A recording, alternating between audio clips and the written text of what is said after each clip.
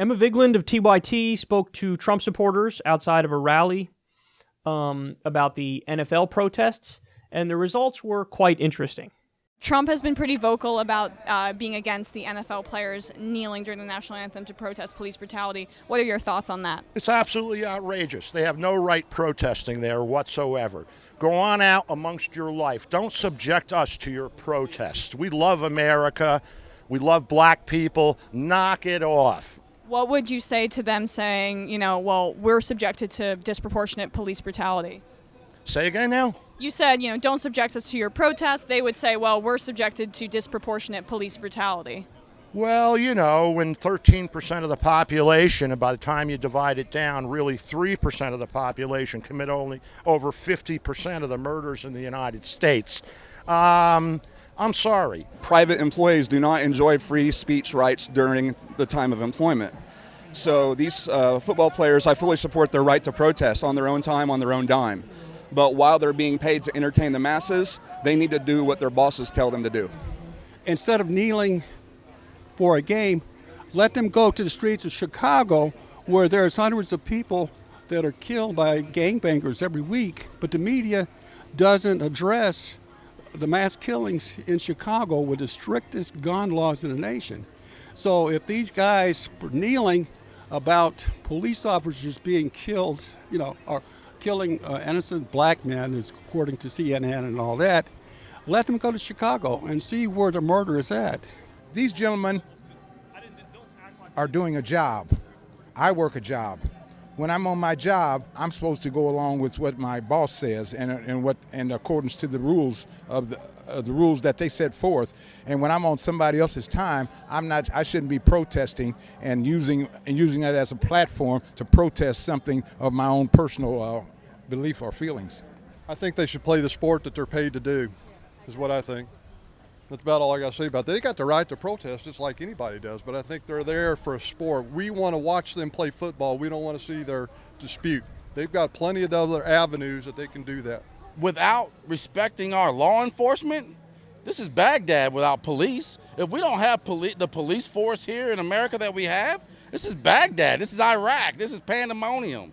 So of course we want our people to kneel for law enforcement. We want Americans to respect law enforcement.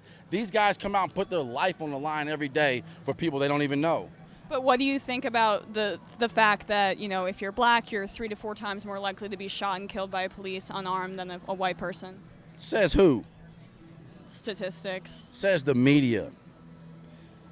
I've never been shot at by a cop, so I don't know. I've got nothing but love from the Evansville Police Department. I've never been shown anything but respect by our law enforcement here. I've never been hit. I've never been brutalized. I've never been beaten. I've never had any of those instances here ever in my life. I'm 42 years old. I'm not some squeaky clean guy. I've never seen those things. So because you haven't seen them, you think other people may not have? First things first, the media creates most of this hype. Everything you see, you can't believe everything you see in the media. First thing, come on. How many people been beat up by the police? I'm not going to refer to my own anecdotal evidence. I kind of want to look at the statistics from the FBI that have been put out. Statistics, schmanistics. The protesters of, kneeling for the flag, that's their right. They have the First Amendment. I honestly,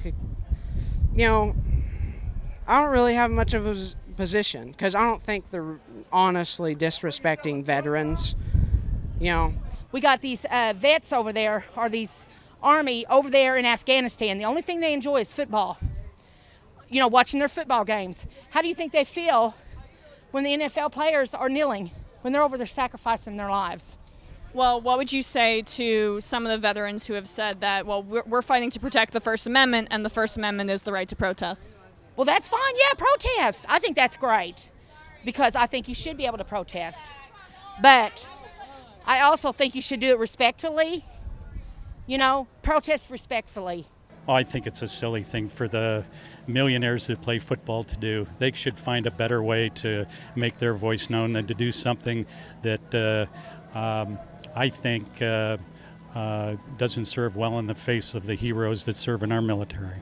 I'm sorry that you happen to be black in a black neighborhood standing on a corner where they endlessly find people with guns and drugs. I'm sorry. So they should be shot if they're not. They're not being shot.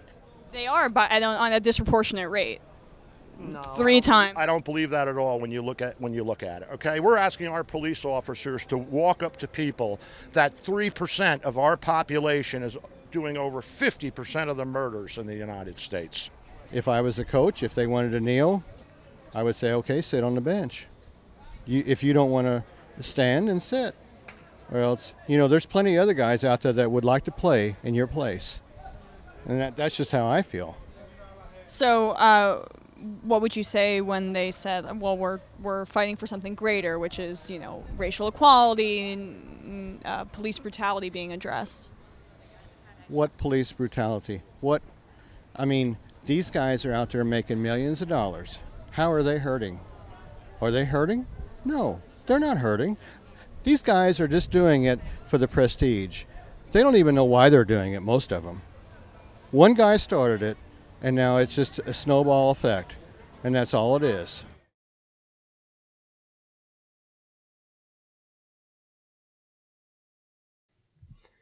They're doing it for the prestige. Colin Kaepernick has been blackballed by the NFL. So the exact opposite happened. There's no prestige to be gotten here. He just committed career suicide to take a stand on principle for something he felt strongly about. The thing that drives me crazy is I think most of them don't understand. They're not trying to think ahead and view this through a historical lens. So there was a time when Muhammad Ali said, fuck your Vietnam War, I'm not going. And people throughout the country were outraged by that. They couldn't believe that this guy who making a lot of money in our country, entertaining us, and you're not going to be a patriotic, upstanding American and go fight in the Vietnam War. And Muhammad Ali famously said, ain't no Vietnamese ever did nothing to me. They never called me N-word. They never brutalized me and handcuffed me when I didn't deserve it. And he goes down a laundry list of things. They never did anything. I'm not going to go do anything to them. So there ended up being a court case over this because he said, I'm objecting. I'm not going over. And at the time, he was a pariah. Well, guess what? Now we all look back and we go, oh, the thing that people viewed as like the worst aspect of him was actually the best aspect of him. Like, that's his legacy now. And it's universally viewed in a positive light. Look at Daniel Ellsberg, same thing with the Pentagon Papers. Oh my God, you released state secrets that showed that we were massacring innocent civilians in Vietnam? How dare you? That's traitorous. That's treasonous. Well, today we all look back and go, oh, he was a whistleblower and he was doing an act of conscience and he was right.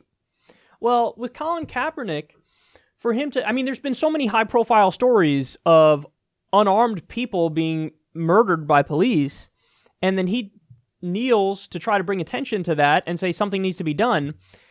And then all the responses are like, they're so incapable of viewing the issue objectively and rationally and going, oh, you know what? Yeah, maybe history will look at Kaepernick like he was right, because at some point you would hope we get, some sort of reform in our police system. So if we, for example, end the drug war, well, that gets rid of a lot of the fuel that allows cops to then abuse their power and their authority. So if you end the drug war, if you have civilian review boards, it's not the pieces of legislation that would impact this issue in a positive way are not extreme or crazy, or there's no chance of them ever happening. They're actually relatively straightforward. So I feel like all these people are refusing to stop and think about this from a perspective of what if the year is 2052 and Colin Kaepernick is in older age or whatever, and we could look back and go, oh shit, he was right. But they refuse to think of it like that. They just think of it in a reactionary way. Literally, they're being reactionary. Okay, what side am I on? I don't like what the left is doing. I'm with the right. So let's go through some of the things they said here. One of them said they have no right protesting. What? Now imagine for a second the roles were reversed and it was a private company that was silencing a right-winger. Would they say that? Would they say that if it was a right-winger protesting? No, my guess is they would immediately flip on that standard and they'd go, the company shouldn't be able to do that. They have a right to protest. Then you get a common dodge, which you hear people say, well, black people commit all the crimes anyway, so why are we talking about this? And the response to that is, even if you grant those statistics, that doesn't then mean that, it's okay to kill unarmed black people. Like, that's not a that's not a logical response. You could point out crime statistics and say, hey, the crime statistics are disproportionately higher for the black community, but that doesn't mean that, therefore it's okay when a police officer kills an unarmed black person. There's no... I don't see the logical connection there at all. That's a non sequitur. That's obviously a non sequitur or a red herring. So it's just weird. It's a weird thing to bring up because it's obviously working backwards and rationalizing the murder of unarmed people. That's what that is. And then the classic dodge, well, what about Chicago? There's a few responses to that. One of the responses is, the government represents us. So when people try to protest to change something in the government, it's because the government's job is supposed to be to represent us.